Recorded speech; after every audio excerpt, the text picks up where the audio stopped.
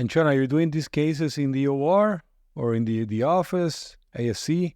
Most of them I'm doing in ASC. We were doing a fair number under nitrous in the office, and those actually went fairly well. I think you can tell how a patient tolerates a cystoscopy, how well they're going to do from a nitrous standpoint. Obviously, sometimes an older patient is a little easier to relax than a younger patient, right? If I've got a guy with a high bladder neck and he's 52 years old, I'm going to have to do apply a fair amount of pressure to really open that up. He may not be the best office candidate.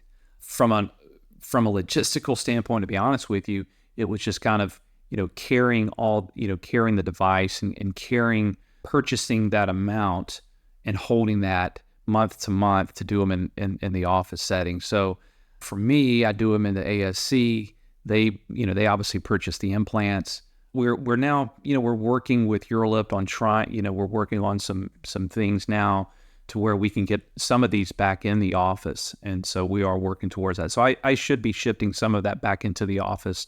The ones in the hospital, I'll tell you, I'll typically do the larger glands in the office because of the coding and billing from an ASC is a little different than an inpatient. Remember, we can place 7 implants. I've not done that often, but you're allowed 7 implants at one setting. I clearly don't want to do that at an ambulatory surgery center. That would obviously upset them. They would lose a significant amount of money. So if I've got a patient with a bigger gland or someone, I know I'm going to definitely need at least 6 implants on them. They've got a long prostatic urethra, or I know they have a large median lobe and we're going to need to use an extra implant on that. Sometimes I'll do those in the hospital just from a reimbursement standpoint for the surgery center. Yeah, I will say when I started doing the UroLift, my delivery in terms of the patient saying, hey, because I do them in the OR because I don't have an ASC close to where to the offices. Right. So the patients got scared when you say OR. Some of them, they don't want to go to the OR. It's more expensive. Or also they think they're going to go on the general anesthesia. Sure. So I started changing the delivery. Hey, and I'm also talking to anesthesia. Hey, these patients that get UroLift, they're going to go under sedation, deep sedation, and it's going to be a 5-10 minute case. That's and exactly right. we when you start having that process, definitely the patient, okay, that's fine. You're going to put me to sleep a little bit, but then I can go home. Right. And it's more, the patient is more willing to do that because then they will say, well, if you're going to take me to the OR, let's do something more aggressive if you're already going to. You bring up a great point. And I think that's part of the delivery part where, all of the patients that we do in the surgery center, we ask the anesthesia, hey, let's try to do this under propofol. If there's an airway issue or someone that has bad OS, sleep apnea, sometimes I'll do an LMA. But the majority of mine, we do them under propofol. It's clean. They wake up. They don't feel like they've been knocked out.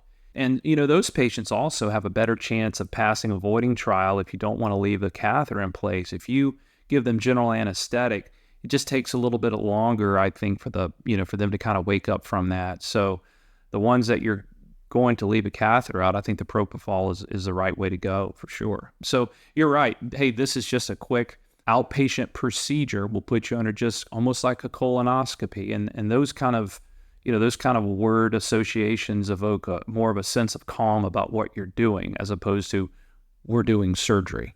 And Shawn, you mentioned the catheter. So who do you leave a catheter, who you don't?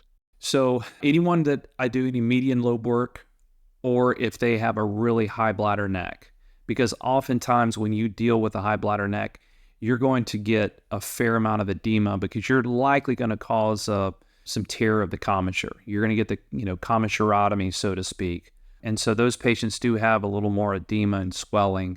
If anyone's on aspirin, I'll leave a catheter overnight. And then, just the gestalt, right? The guy that you put an implant in, and maybe you hit a prostatic varices. I mean, you're sticking a needle in there, and every now and then you'll notice some bleeding. And so if I don't feel really comfortable with that, I've never cauterized the prostate after I put a UroLift in there or placed an implant. So I would not advise doing that. I'll put in a catheter, put on a little bit of traction, and those guys do just fine. So those are the 3 absolute indications in my mind.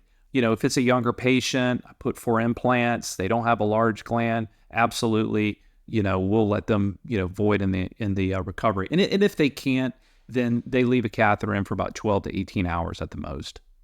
Yeah, I usually, like you mentioned, for implants, I usually don't do any catheter or anything. And I think that's part of the selling point. I mean, it's the only procedure that I offer that they don't have a catheter. Right. I tell them, hey, if there's bleeding or something like that, that you might have a catheter, but that usually doesn't happen. Yeah, absolutely.